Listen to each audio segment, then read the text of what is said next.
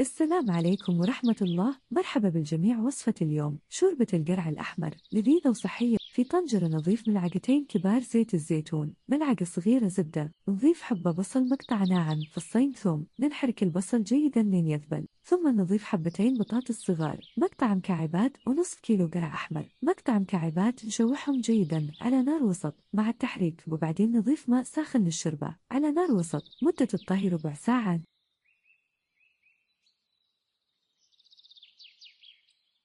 نتبل الشوربة ملح حسب الذوق، ونضيف ربع ملعقة فلفل أسود. غير ممنوع ننحرك جيدا. نطحن الخضار بالبلاندر أو كأس الخلاط جيدا. كل ما نطحن الخضار يجي قوامها ناعم وحريري، تنفع للشهر الفضيل. الله يبلغنا وياكم صيامه وقيامه. وبعدها بنضيف ملعقة كبيرة جبن كريمي مثلثات أو مربعات، ونواصل طحن الخضار. نرجع الطنجرة على النار تقريبا دقيقتين ونطفي، وشوربتنا جاهزة. ما شاء الله روعة. نسكبها في زبدية نقدمها وهي ساخنة. ما أحكي لكم على مذاقها خرافي، جربوها.